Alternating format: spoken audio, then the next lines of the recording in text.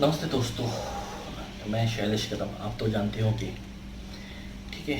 तो बात करते हैं कि अगर आपका यदि मोबाइल चोरी हो जाता है या अगर आप सफ़र करते समय रास्ते से गुजरते हैं, बाइक वाला जो चोर रहते हैं वो आपका मोबाइल छीन के लेके जाता है, जिसको हम लोग स्नैचिंग बोलते हैं, मोबाइल स्नैचिंग। अगर ऐसी वारदात होती है, इंसिडेंट ऑफेंस होता है, तो सबसे पहले आप एक काम कीजिए, तुरंत नज़दीकी आजू बाजू जो आदमी लोग रहेंगे, आपके साथ जो भी रहेंगे, उनके मोबाइल से तुरंत 100 मुंबई कंट्रोल रूम को आपको इन्फॉर्म करना है कि आपका मोबाइल स्नैच करके लेके गए।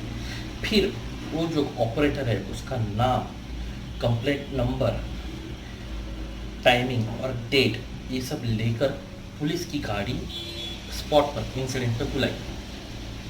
पुलिस को बताकर उनके साथ आप पुलिस स्टेशन में जाइए एफआईआर देने। अब ध्यान से सुनिए मैं जो बोल रहा हूँ। अगर duty officer, station house officer, ladies या जेंट्स ऑफिसर जो भी है, अगर बहाना करके आपको बोले कि भाई हम लोग एफआईआर नहीं, पहले हम लोग सीसीटीवी से छानबीन करेंगे, ठीक है, दूसरा बहाना बताएंगे अगर हो रहा है तो, जैसे हाँ आपका मोबाइल का जो बिल बॉक्स है वो लाइए, फिर हम लोग कार्रवाई करेंगे, क्या सबूत है मोबाइल आपका ही गया है। तीसरी बात, वो बोलेंगे हाँ आप एक अर्जी लिख के दीजिए, हम लोग ढूंढ के लेते हैं, ठीक है, आप अपना ईमेल नंबर उसमें मेंशन कीजिए, हम लोग ढूंढ के देते हैं। तो ऐसे आपको फुसला कर, मीठी बातें करके, झूठी तसल्ली देके, झांसा देके, अगर ऐसा हो रहा है आपके साथ यदि, तो तुरंत आप मुझे फ़ोन कीजिए। अगर कोई पुलिस ऑफिसर आपके मोबाइल की चोरी या मोबाइल स्नैचिंग आपके साथ होने के बावजूद भी एफआईआर लेने से इनकार कर रही है, मना कर रही है, आपकी समस्या का समाधान नहीं कर रही,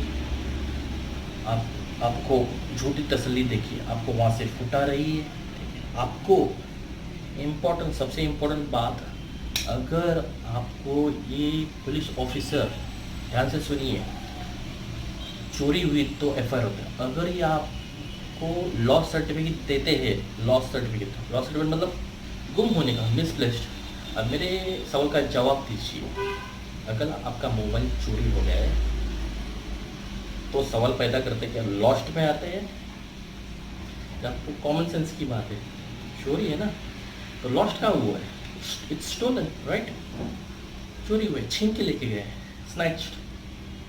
तो अगर चोरी होती है आपके मोबाइल की घर के अंदर, तो आईपीसी धारा 380 लगती है। अगर रास्ते पे आप बैठे हो और मोबाइल आपका चोरी हो जाता है बस के अंदर या कोई रास्ते पे किधर बैठे हो गार्डन में, तो 370 में। और अगर बाइक वाला आपका या कोई भी आदमी छीन के लेके जाता है आपका मोबाइल, पर्स, मंगलसूत्र जो भी है, तो आईपीसी, अगर वो सिंगल है तो आईपीसी धारा 392 फिट होती है। अगर एक के ऊपर है, मतलब दो बाइक्स वाले चोर अगर आपका मोबाइल चोरी करके लेके जाते हैं, मंगलसूत्र लेके जाते हैं, तो आईपीसी धारा 394 के इसमें आ जाती है। साथ में साथ देने का, जुर्म को साथ देने का आईपीसी धारा 34 भी लग जाती है। और फिलहाल अभी तो लॉकडाउन कर्फ्यू है 9 के बाद, तो 9 के बाद उस चोर के ऊपर आईपीसी सेक्शन 188 भी लागू हो जाती है। तो मेरा कहने का मतलब ये है कि यदि अगर कोई पुलिस ऑफिसर आपकी कोई भी एफआईआर लेने से इनकार कर रही है, फॉर एग्जांपल मारामारी जिसमें आपको जख्म, बड़ी चोट लगी हो, ठीक है, खून निकला हो, और वो आपको एनसी देता है, तो वो आपको फंसा रहे, उसका काम है एफआईआर लेना।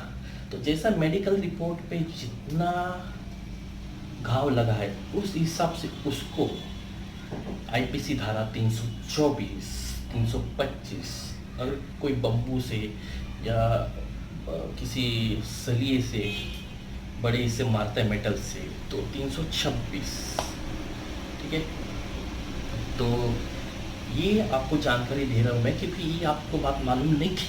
और यदि अगर पुलिस ऑफिसर की एफआईआर लिखने से मना करता है, कोई वारदात हो गई हो आपके साथ, तो वो पुलिस ऑफिसर के ऊपर कार्रवाई हो जाएगी, सस्पेंड हो जाएगा।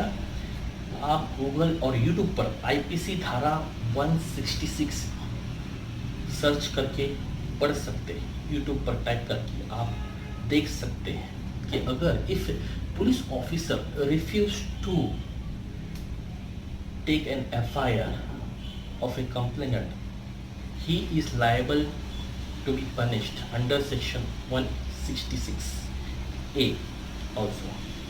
फिर 167, आप जो पब्लिक सर्वेंट रहते हैं, वही मैं पुलिस ऑफिसर की बात कर रहा हूँ, जितने भी पब्लिक सर्वेंट हैं उनके ऊपर ये लागू हो जाए। IPC 166, 167, 218, 220, 175, ये इनके खिलाफ बनाए हुए जब ये कालाकांडी करते हैं कोई भी पब्लिक सर्वेंट, तो इनके लिए कानून धारा बनाए। तो आप नोट डाउन कीजिए जो मैंने अभी बयान किया है, वो आप गूगल और यूट्यूब पर देख सकते हैं। दूसरी बात, जब आपको इंसाफ नहीं मिलता है उस पुलिस ऑफिसर से, और आपको इंसाफ भी नहीं मिलता है कि जब आप चाहते हैं सीनियर साहब को मिल के डे पीआई या नाइट पीआई से, तो आप जब एफआईआर ली जाती है सीआरपीसी धारा 154 के तहत, जब आपकी एफआईआर नहीं ली जाती है, तो फिर सीआरपीसी धारा 154 ब्रैकेट अंडर सेक्शन 3, 154 ब्रैकेट 3 के तहत आप उनके वरिष्ठ को, ऑफिसर ने मेरी एफआईआर लिखने से मना कर दिया, रिफ्यूज़ कर दिया, उनके खिलाफ कार्रवाई करने के लिए और आपकी एफआईआर लेने के लिए आप अर्जी कर सकते हैं। You can apply to senior ACP साहब को, डीसीपी साहब को, कमिश्नर को। वक्त आपको अगर नॉलेज नहीं है कैसा लिखने का, तो आपके जो जान पहचान के एडवोकेट, लॉयर्स, जिनको टाइपिंग का परफेक्ट नॉलेज है, फॉर्मेट कैसा कंप्लेन करने का, उन सब सलाह मशवरा करके उनकी मदद लेके उनसे ये करवा सकते हैं, और आपको पूरी मदद मिल जाएगी एडवोकेट, लॉयर से। ठीक है। दूसरी बात, वहाँ से भी अगर इंसाफ नहीं मिल रहा है सीआरपीसी धारा 154(3) के तहत, तो आप डायरेक्ट कोर्ट से ऑर्डर ले सकते हैं। आप सीआरपीसी धारा 200, 202, 202 डायरेक्ट 156 ब्रैकेट 3, ठीक है, direct orders given by the magistrate, या पढ़ लीजिए गूगल और यूट्यूब पे। डायरेक्ट जज को जब पता चलता है, अंदाज़ा आता है कि हाँ भाई वारदात हुई है वहाँ पर, तो जज डायरेक्ट स्ट्रेट अवे ऑर्डर्स देके सीनियर्स को, लोकल पुलिस स्टेशन के, कि भाई इनकी एफआईआर ले तुरंत। उसमें अगर आप मेंशन भी कर सकते हैं कि इस ऑफिसर ने मेरी एफआईआर लेने से मना कर दी, तो उस ऑफिसर के खिलाफ कार्रवाई, कानूनी कार्रवाई हो जाएगी। Disciplinary action, departmental inquiry, IPC धारा 166 और 166A, ये यूट्यूब, गूगल पे आपको पूरी जानकारी मिल जाएगी। वो ऑफिसर मना करता है एफआईआर लिखने से तब, ठीक है। और जितना भी मैंने बताया वो आप अपने दोस्तों को, अपने फैमिली मेम्बर्स को, अपने नज़दीकी लोगों को, पड़ोसों, नेबर्स को, उनको ये सर्कुलेट कीजिए ताकि वो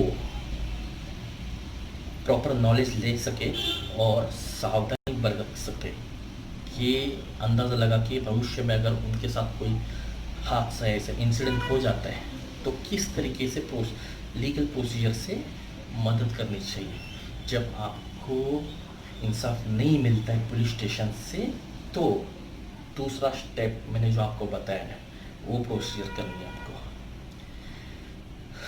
यही देखा गया है, जब अगर आपको मदद करने के बजाय बेवकूफ़ बना रहे, अगर आपको पुलिस ऑफिसर, निराशा और धोखेबाजी हो रही है आपके साथ पुलिस ऑफिसर के ज़रिए, तो ऐसा अगर हो रहा है, आपको बेवकूफ़ बना रहे हैं, झूठी तसल्ली दे रहे हैं, झांसा दे रहे हैं, मीठी मीठी बातें करके आपको कुछ अगर मारा मारी है तो एनसी दे रहे हैं, या अगर मोबाइल चोरी या मोबाइल स्नैच होते हैं या पर्स चोरी कुछ भी हो जाते हैं, चोरी के बदले आपको लॉस सर्टिफिकेट देता है, तुरंत आप मुझे इन्फॉर्म कीजिए। मेरा मोबाइल नंबर है 8291503579, या फिर आप मुझे व्हाट्सएप कर सकते हैं। मेरा व्हाट्सएप नंबर है 9619359634। ठीक है, आपको पूरा सहयोग सहायता मैं करूँगा जी जान से, कंप्यूटर के ज़रिए सिस्टमेटिक प्रोसीजर के ज़रिए आपके समस्या का समाधान मैं करूँगा। जब आपको निराशा और धोखेबाजी अगर पुलिस स्टेशन के स्टेशन ऑफिसर से मिलती है, ठीक है। और वैसे भी मैंने अपलोडेड किए मेरे वीडियोस पहले भी कि जब पुलिस मना करती है एफआईआर पे तो क्या करनी चाहिए आगे की कार्रवाई। और रही दूसरी बात, ज़ीरो एफआईआर आप किधर भी रजिस्टर कर सकते हैं। जब अगर आप बस से गुजरते, ट्रेन से गुजरते हैं, ठीक है, आपके सामने कुछ मारामारी दिख रही है, कुछ एकदम संगीन जुर्म दिख रहे हैं, या खुद आपका मोबाइल या पर्स चोरी हो जाता है सफ़र करते समय, तो उसकी चोरी की या वारदात ऑफेंस की कंप्लेंट आप किधर भी कौन से भी पुलिस स्टेशन में कर सकते हैं। आप ऑल इंडिया में किधर भी कर सकते हैं जहाँ पर आप सफ़र करते समय जा रहे थे। फॉर एग्जांपल, अगर आप बस में सफ़र कर रहे हो बांद्रा से, बांद्रा वेस्ट एक्सप्रेस हाईवे, और आप उतरते हैं गोरेगांव में, उस दौरान आपका अगर कोई मोबाइल बगल में से चोरी करते हैं, ठीक है, तो ज़रूरी नहीं है कि आप जिधर रहते हैं बांद्रा में उधर आपको एफआईआर दर्ज करनी है।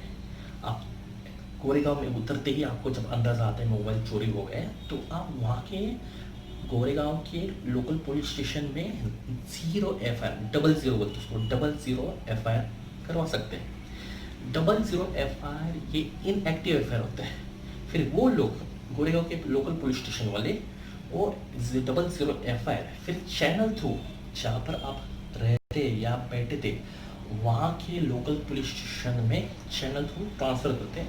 फिर आपके बांद्रा के लोकल पुलिस स्टेशन वाले इनिशियल स्टार्ट करते हैं इन्वेस्टिगेशन, पार्ट ऑफ इन्वेस्टिगेशन, जांच पड़ताल, तहकीकात, कौन बैठा था, फिर वो सीसीटीवी चेक करते हैं, मोबाइल का लोकेशन ट्रेस करते हैं, वगैरह वगैरह।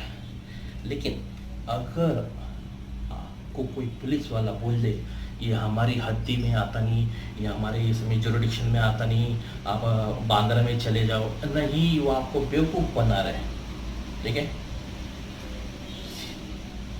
एफआईआर कॉन्स्टिट्यूशन ऑफ इंडिया क्या कहती है, पहले फरियाद लो, बाद में तहकीकात चालू करो, क्या सही है क्या गलत है। ठीक है, सीआरपीसी धारा 154 के तहत एफआईआर दर्ज की जाती है। 00 एफआईआर ये किधर भी आप ये कर सकते हैं, रजिस्टर कर सकते हैं ऑल ओवर इंडिया में।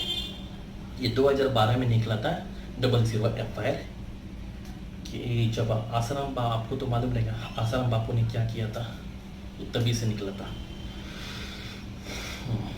इसलिए दूसरा एक एग्जांपल समझो, अगर पति पत्नी का अगर झगड़ा हो जाता है, ठीक है, कुछ सिविल डिस्प्यूट मैटर्स डिवोर्स के हिसाब से, अगर पति पत्नी बोरीवली में रहते हैं और बीवी उसका जो मायका है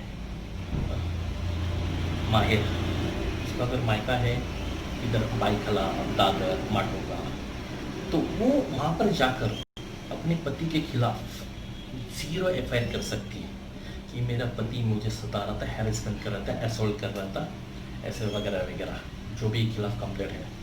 तो वहाँ की लोकल पुलिस स्टेशन वो लेडीज़ की 00 एफआईआर लेंगी और फिर चैनल थ्रू जहाँ पर ये लोग पति पत्नी रहते हैं बोरीवली में, वहाँ के लोकल पुलिस स्टेशन में ट्रांसफ़र करेंगे एफआईआर, और फिर वहाँ की लोकल पुलिस स्टेशन के इन्वेस्टिगेशन ऑफिसर तहकीकात इन्वेस्टिगेशन चालू करेंगे। ठीक है, ये बात आपको मालूम नहीं थी। ठीक है, तो दोस्तों मिलते हैं अगले पार्ट में। ड्रंक एंड ड्राइव प्रोसीजर, ये जो ड्रंक एंड ड्राइव प्रोसीजर जो है वो ड्रंक एंड ड्राइव प्रोसीजर पूरा का पूरा मैं आपको अगले वीडियो में बताता हूँ क्या होता है। तब तक के लिए इजाज़त चाहता हूँ और ईयरफोन लगा के सुनिए, इसको सर्कुलेट कीजिए। अलर्ट अवेयरनेस ज़रूरी है, आपको नॉलेज ज़रूरी है। आपको प्रॉपर नॉलेज नहीं, इसलिए आप अक्सर पुलिस ऑफिसर के झांसे में आकर फंस जाते हैं। तो पुलिस ऑफिसर आपको बेवकूफ़ बना रहे हैं। तो ये जो मैंने प्रोसीजर बताई है और मेरी मदद चाहिए, मेरे को कॉल कीजिए, इन्फॉर्म कीजिए, व्हाट्सअप कीजिए। ठीक है, तब तक के लिए मैं इजाज़त चाहता हूँ। धन्यवाद। जय हिंद। शैलेश कदम।